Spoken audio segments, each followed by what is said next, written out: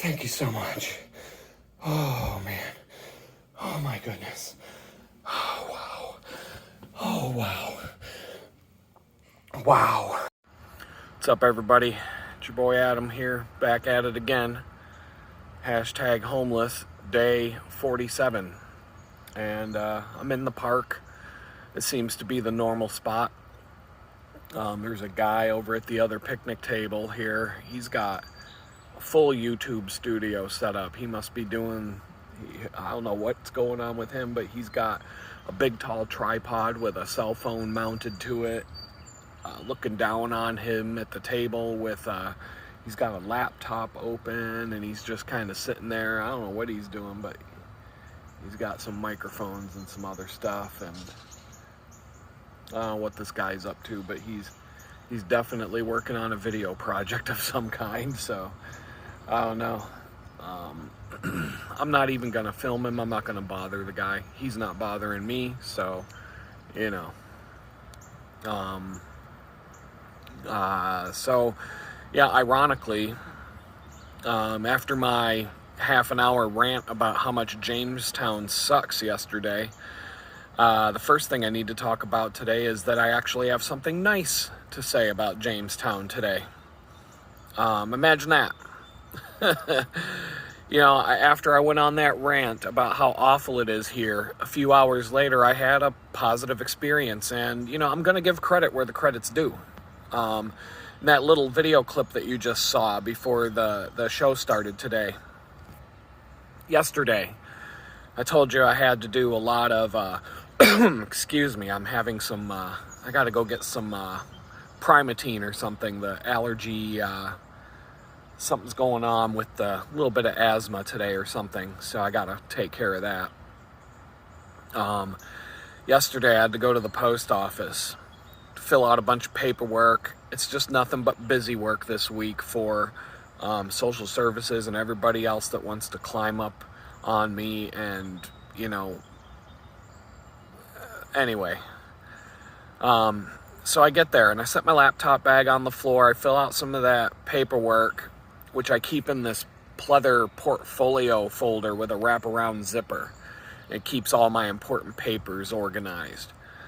And I get everything ready to drop in the mailbox. I walk over to the mailbox, drop off the envelopes, and then I walk out the door. And I get about 3/4 of the way back to the library, and I look down, and I notice I'm still carrying my pleather organizer, and I realized, oh no, my laptop bag. Oh man. So, I mean, the post office wasn't terribly busy, and the table where I filled out all that paperwork is off to the side. And it's not in an area where the main line of people were going to walk through, so I was hopeful that it would still be there, but I still felt like I had to sprint to get there. It was about half a mile, and I ran as fast as I possibly could. I could have won the Olympic, if the Olympics have a half-mile sprint event, I could have won it yesterday. My heart rate was so intense when I got back to the post office that I had chest pain for the entire afternoon just from running a half mile. But that was a half mile in a full, all-out sprint. I'm not in terrible shape right now. I walked 147 miles in June. I just got my monthly report from Strava, 147 miles that I walked last month. So I'm not in bad shape.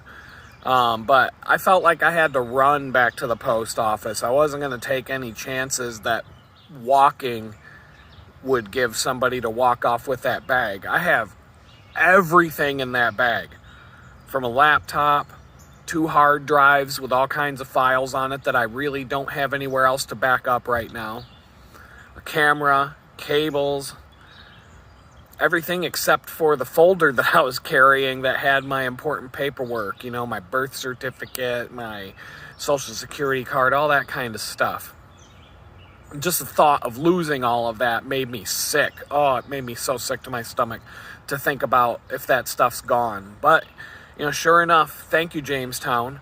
When I got back to the post office on the other side of town, I was completely on the other side of town when I realized that my bag wasn't with me. Well, the bag was sitting right where I left it. You know, and it looked like as if nobody had even gone over to the table where it was sitting. You have no idea how thankful I was to see that bag still sitting there. There really isn't much someone could do with the laptop unless they know some serious hackery to get into it. But even so, missing all that, losing all that stuff would have pretty much destroyed my chances of getting back on my feet right now. That would have really been the icing on the cake right now. So once again, thank you, Jamestown, for leaving that bag alone. You know, there's been a few times where I've seen stuff laid out on a park table here as I'm walking around town, and I just left it where I found it. It was only a few days ago I saw there was a stack of cash, credit cards, a social security card. It looked like someone emptied out the contents of their pocket and just left it sitting on a table. And I just walked by and left it sitting there, hoping that the person who this all belongs to comes back and gets it. I hope it wasn't a robbery where someone lost all their stuff and that's where it ended up. But the fact that there was cash but there was nobody around. There was nobody around. I just was like, someone's going to walk by and take this, but it's not going to be me. I'm not doing that. The first thing I thought of when I saw all that stuff sitting on the table was the day that I left my Write in the Rain pen laying on a table just like that. And when I was at Tim Hortons later in the afternoon, I got real irritated that it was gone. I mean, real irritated that I lost it. It's not even an expensive pen. It was $15, but I have a Write in the Rain notepad and a pen that goes with it. And that's the only, that pen is the only pen I have that can actually write on that paper without smearing or. So that was a big deal to me at the time. Stupid little pen, because there's no place in Jamestown where I could buy another pen like that. Nowhere. So if I lose it, that's that. Amazon. And right now, it's kind of hard to order stuff on Amazon when you're homeless.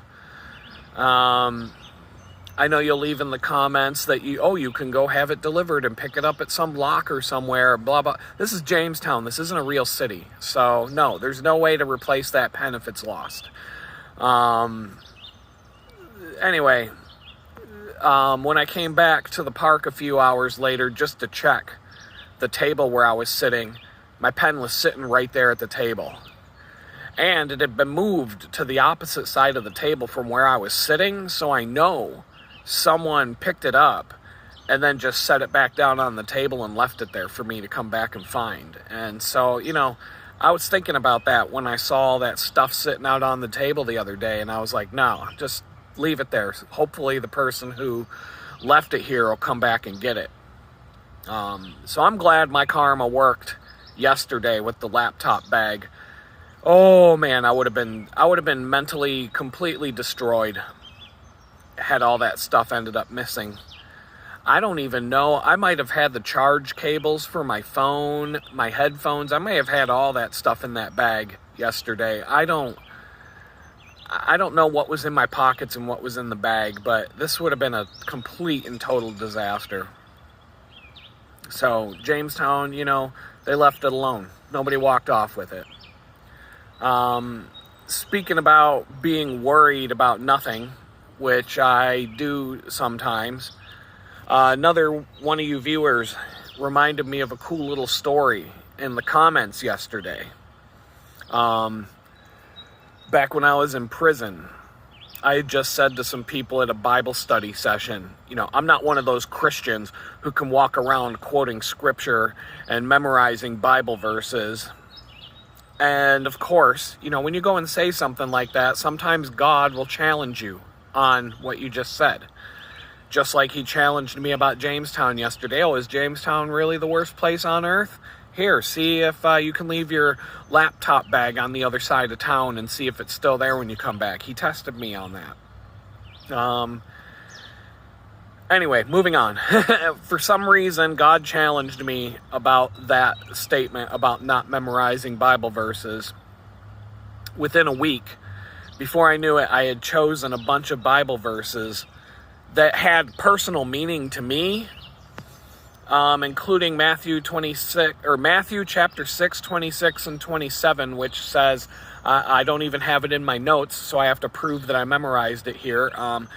Think of the birds of the air. They neither sow nor reap nor gather into barns, yet your heavenly Father feeds them. Does he not care for you more than them? And so I would memorize these verses as I walked around this boring quarter-mile track at the Danbury Correctional Facility, or FCI Danbury, where I was spending the last 4 months of my sentence. They sent Steve Bannon there yesterday, I suppose. I think that's where he went. So, yeah, I can tell you. Maybe I'll spend a video telling you about what Steve Bannon's going through at Danbury. I'm going off track here, but Steve Bannon's going to be there for 4 months. He's going to be playing pickleball every day. It's warm outside, so he can probably get on a softball team. There's going to be spinning classes. There's a pool hall. He's probably going to join the pool league. If he plays an instrument, he can join a band. He's probably going to have a lot of friends there, because I'm telling you, everybody in prison, the black population, the Mexicans, everybody loves Trump in prison. It's one out of every 150 inmates is Biden. Well, nobody supports Biden, but there are a number of black inmates that support Obama, have Obama tattoos on their neck and stuff like that.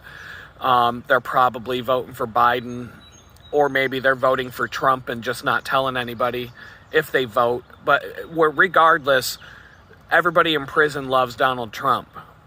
So Steve Bannon's a celebrity. He's going to have everything. He's going to have a 4-month vacation behind a barbed wire fence. It's going to go by fast. And, it sucks. It's not fun. But he's not in a bad place, number one. Nobody's going to mess with him. He's going to be a jail celebrity. Everybody there is going to be kissing his ass, giving him commissary, and he's rich, so he can buy his own commissary. He's going to be wanting for pretty much nothing behind those bars except for his freedom. So, anyway, sidetrack over, back to the birds of the air. They neither sow nor reap, but your heavenly Father feeds them. So I'm walking around the track at Danbury, and the very first time that I could read that, or that I could spew out that verse without having to look at my cheat sheet, out of nowhere, a whole flock of seagulls just come flying in out of nowhere. I'm talking 50 to 60 birds, maybe more. Just a big swarm of them, and they're all flying around this picnic table, and out of nowhere, this inmate who was walking around outside, he opens up his jacket, and he starts throwing bread around all over the ground. And the birds went crazy, eating all the bread. And I'm thinking, wow, look at the birds of the air. They neither sow nor reap, nor gather into barns, yet your heavenly Father still feeds them. And here, all the birds are being fed. And they didn't do anything to earn their bread, their daily bread. I know you're not supposed to feed bread to the seagulls, but, it is what it is. If I was a seagull and someone was feeding me bread, I'd take it. I just thought that was really ironic. So, yeah, even though I'm sitting here wondering what the hell to do with myself anymore, hoping and praying that I get some good news about a job soon, and it's 4th of July week, and this is corporate America's week off. So I'm assuming I'm going to have to wait a couple more weeks to find out about this job that I've been interviewing for over a month. It's over a month now. I'm going to say it's about a month and a half that I've been interviewing for this job. But I know that ultimately I have nothing to worry about. The good Lord, He still feeds me. I'm eating. I haven't been hungry one time since the day I walked out of my ex's apartment. But, since I'm talking about being in a bad mood yesterday, during the whole video recording session. I'm certainly not in a bad mood today. But I'm going to let you, the viewers, take a little bit of control over today's video. You guys give me so many good ideas in the comments that I could fill hundreds of videos just by replying to the comments here in these video chats. So I'm going to start with a comment left on yesterday's video, and I'm going to read the comment to you this time. Usually I don't, but this one I'm going to. At the Brain Channel 9890, he or she said, undiagnosed bipolar. For me, before I was diagnosed, it was insanity. Once I lost my wife of 16 years and 3 kids, I finally had to face myself. Whenever you start thinking they want to do this or that, whenever you start thinking it is happening, you need to realize that you're talking about a conspiracy on a grand scale that is simply not happening. You're sick, man. Get help. My question is, are you a violent person? Because if you were a violent person and you have some sort of mental illness that involves paranoia, that's pretty fucking scary. And they shouldn't have put you in prison. They should have put you in a mental hospital. If you say you're not violent, well, I've seen the violence that you have threatened to people, so what's the deal? Are you peaceful or are you violent? So I'm gonna take a few minutes and break this comment down.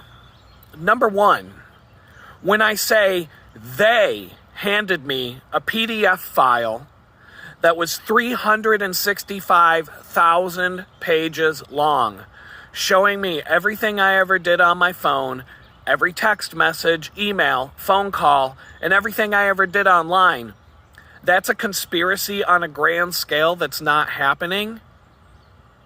They handed it to me, 365,000 pages. Every single one of you watching this video, the government has a PDF file that's 300,000 plus pages long of everything you've ever done on your phone. Every naked picture you ever sent your girl, every naked picture you girls ever sent a guy, all your dirty text messages, everything you ever said about the government, who you're voting for, every meme that you've passed back and forth, everything you ever posted on social media, every email you've ever sent or received, every single thing you've ever done on your phone is in a government database right now. That's real. Believe it or not. I don't give a shit what you believe. When the government comes and hands you a 365,000 page PDF showing everything that's on your phone and everything you've ever done with it, then, maybe you'll believe me. But until then, keep your head in the sand. I don't care. How many, leave this in the comments below. How many of you have been talking about something that you never typed into a Google search or a keyboard, only to get online later and see advertisements for the thing that you were just talking about with your friends all over the place for the next several days? I know it's happening to you because it happens to me all the time, and it happens to just about everybody I know. YouTube doesn't even recommend homeless channels to me, but they constantly recommend videos based on listening in through the phone's microphone. I'll have a conversation with somebody about something, some random thing. I won't type it into Google. I won't search for it online. I won't mention it online. And then all of a sudden I'll get on YouTube and there'll be 6 to 10 videos showing up about that topic in my feed. You might be interested in this.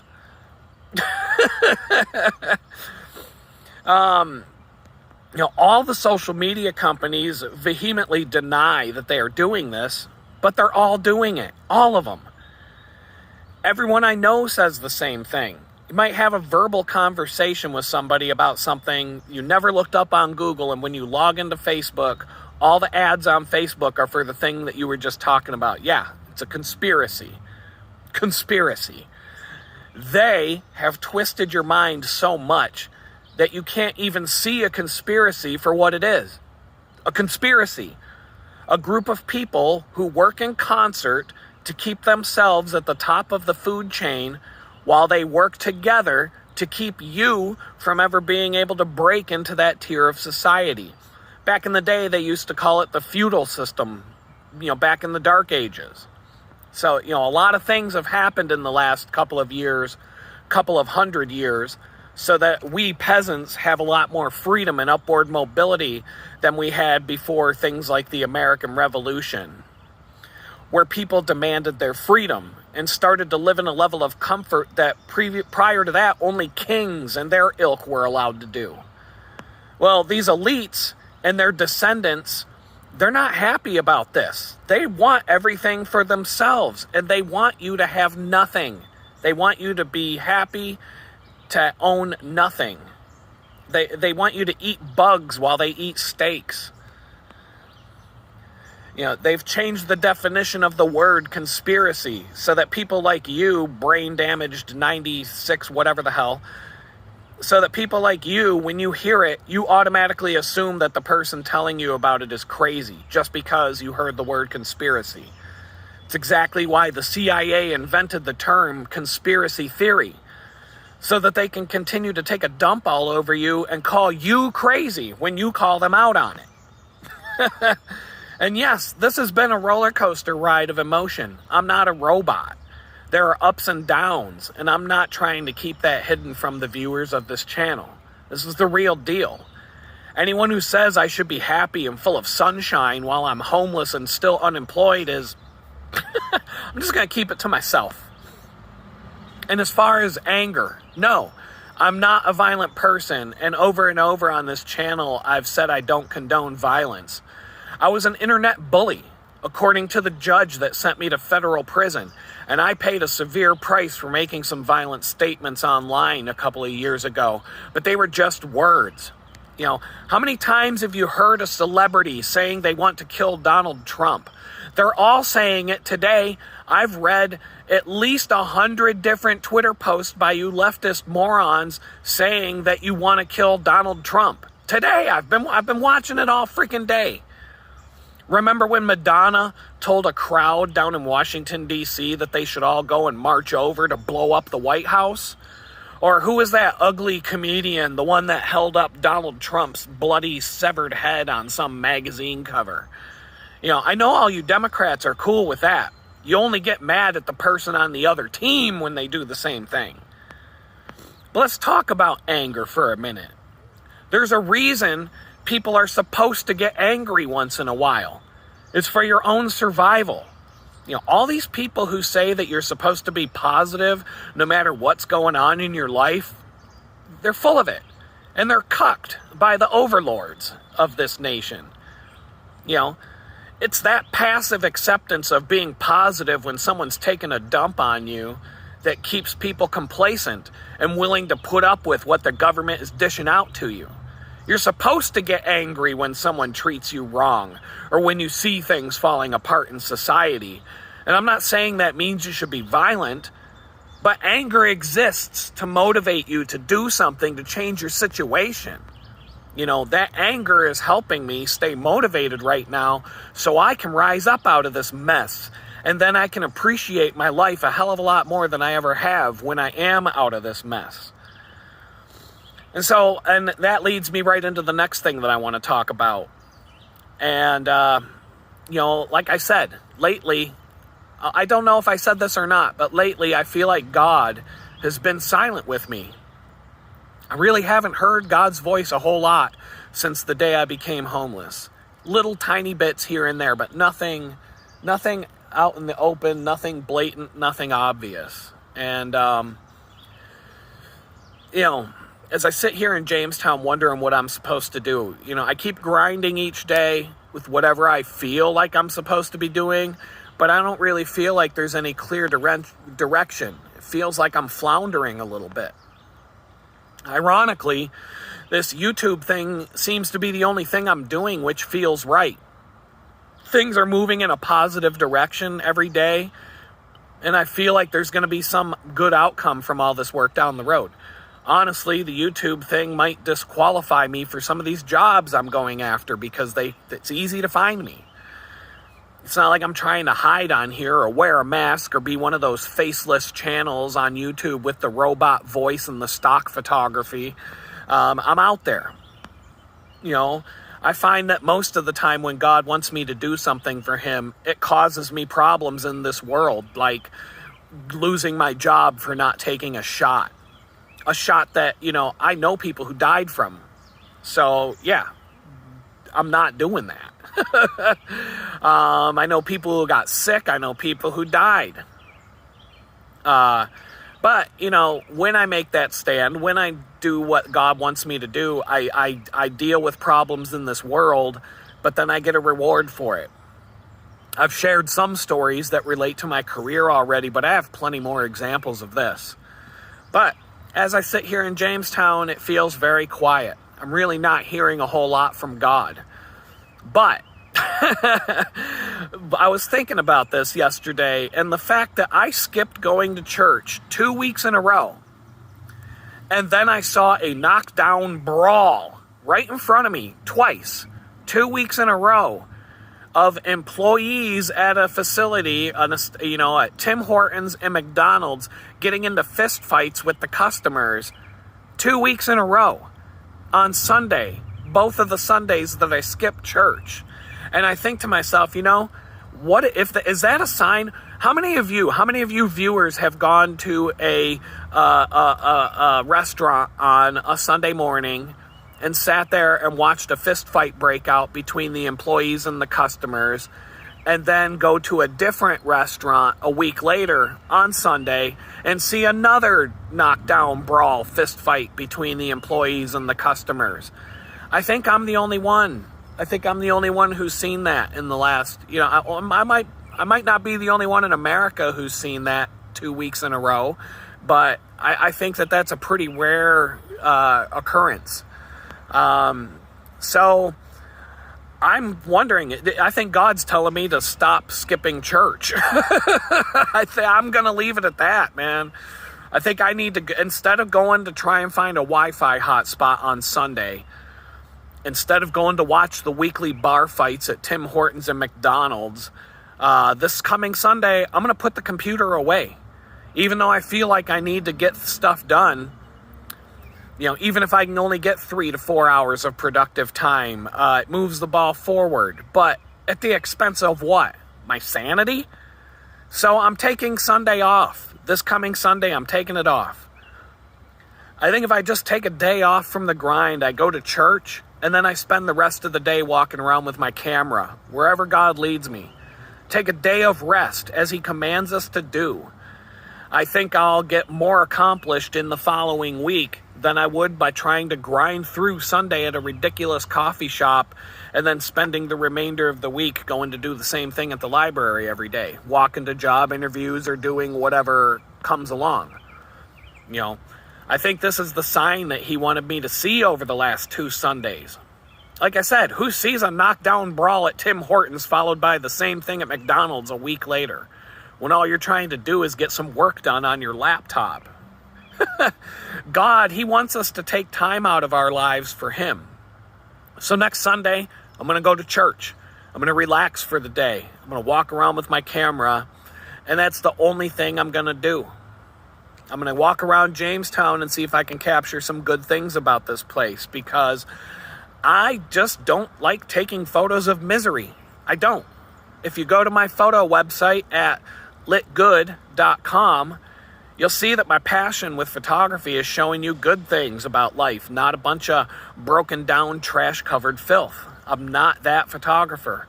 Let someone from the news media come down and photograph that crap. But it leads me to another observation about Jamestown. And as crazy as the homeless situation is in Jamestown, I've been homeless here walking around town for now, 47 days, I said. And I have never once, not one time, I have never seen anybody panhandling. Not once. No cardboard signs. Not a single homeless person has ever asked for money. I've never seen them ask other people for money. They've never asked me for money. And that, I feel like that's weird. Makes me wonder if the police in Jamestown have cracked down on panhandling so hard that the homeless don't even bother sitting around with a cardboard sign next to them. I wonder if the fact that 3/4 of the people that you see walking around Jamestown are all broken and homeless. and that people figure it's just pointless to panhandle because you're not going to get anything from people who have nothing. I wonder if the fact that social services and food stamps are pretty easy to get, and since you can basically eat for free, is that the reason? I have not seen a single panhandler or been asked for money or spare change in the 47 days that I've been homeless. Not once. And I find it strange because Jamestown's the only city I've been to where that doesn't happen. In Pittsburgh, there's so many panhandlers in Pittsburgh, you can't walk 3 blocks without getting shaken down 3 or 4 times. I mean, back in the day when I was younger and cold, I got to the point where I didn't even hear it anymore, and I would just ignore them and walk past. But I know that I won't be able to do that anymore when I go back to Pittsburgh. I won't be able to. I don't know exactly how I'm going to respond to it when I move back to Pittsburgh, but it's in your face all the time when you're there, especially in the downtown area.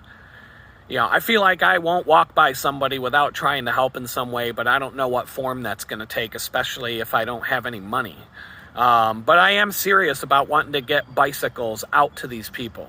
In a city like Pittsburgh, a bicycle, a helmet, a little kit of basic tools, and a lock is better than a car for getting around. I used to win bets with people all the time, saying that I'll beat them to the bar on my bicycle while they drive there, and I used to get free drinks all the time when I was young. I won a lot of bets. Back to the library. The library guy who sits around complaining about Trump all day, he's back. He dipped his toe in the water the other day. They didn't kick him out. Now he's right back to his shenanigans. He came in yesterday loudly proclaim that Biden had a cold and everyone's making a big deal about it. And during the debate, Biden never told a lie, and Trump told over 30 lies, but Biden never lied one time. I hope Trump wins in spite of all the obvious cheating that's going to happen, just to see what this guy does. Who knows if we will even have an election this year? I mean, the way things are going in this country, it would not surprise me in the least if they find a way to cancel that election. These Democrats are so desperate, they might nuke a couple of cities just to prevent Donald Trump from being president again. You know? Well, anyway, this guy at the library, the best thing he could say about Joe Biden was, well, if Biden dies, which hopefully he doesn't, but if he does, because we all know that he could any day now, we just have to hope that he doesn't die. And isn't that so reassuring, you Democrats? Isn't that so reassuring when your campaign slogan has turned into, let's just hope Joe doesn't die? You guys are so sad right now. And I am enjoying every minute of watching this disaster. Don't get me wrong. I am absolutely thrilled to see this. It's nothing but entertainment for me because I'm not voting. So, 2 of you are going to cancel out the 0 of my votes. So, don't worry about me because I'm not participating in this. So anyway, that's all I got to talk about today. I'm going to give out the standard plugs, the YouTube. If you thumbs up and you subscribe, it helps out the channel more than pretty much anything else right now. It's growing fast. Some of the monetization features were unlocked yesterday. And so if you look in the description below or the list of options, there's a donate button there now. A little heart button. But here's the thing. If you donate through YouTube, YouTube takes 30% of your donation, and the creators of your YouTube channels that you watch get 70%. YouTube takes a 30% cut of those donations. But if you go to my donate page, which is at donate.litgood.com, that's set up with PayPal for now. I'm actually going to revise that a little bit and give you more options so you can use. Now with PayPal, you can use a credit card. You don't have to have a PayPal account. But I'm going to give you a couple more options because there are a lot of people who just hate PayPal, myself included. But for now, if you go there, PayPal only takes like 2 to 3% of, if If somebody gives me $100 payment through PayPal, PayPal takes like $3 of that. If you donate to a channel on YouTube and you give a $100 donation to a YouTube channel, YouTube takes $30. They take just as much as Uncle Sam. So keep that in mind. And that's not just for my channel. That's just information for you and any of the channels that you support on YouTube. Go to their donate page. Go to their other options. But my preference, honestly, is to go to my shop at shop.litgood.com and check out my photography. I've got 5 images for sale right now. But if I can put up 4 or 5 images per month a year from now, there's going to be, there's going to be 100 and something images to pick from. So I sell photographic prints, metal prints, and I'm going to expand that to maybe do framed prints with glass, glass frames with nice matting, and there's endless options. I'm just getting started with that. I'm working on a series of posters, inspirational, motivational kind of posters. I'm probably going to sell them right on that shop, and there's going to be some other places where they're being sold, and I'll give you the plugs when those are ready. And also check out all the links in the description. And if you're on TikTok, get the hell out of there and come over to YouTube. Go to Rumble. TikTok's just lame. I mean, if you're watching this on TikTok, this isn't even TikTok content. These videos are longer than 30 seconds, and I'm not just, some chick in a thong making a duck face, for 30 seconds. I honestly, I get on TikTok for about a minute and a half to upload the video, and then I just walk away. I really don't even know how to see your comments or anything. That app is a complete disaster. Nothing works.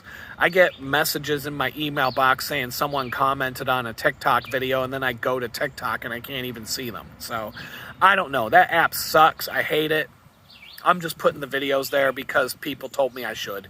And it's not a big waste of time to hit a couple buttons and upload a video. So let's see. That's it. I don't got anything else to say. Let's see where we're at on time and make sure that I didn't just waste half an hour with a video that didn't record. No, it's still recording. Wow, 37 minutes today. All right. Well, hopefully there was something useful for you in there. People keep telling me there is, so I keep doing it. I guess I'll see you all tomorrow. Later.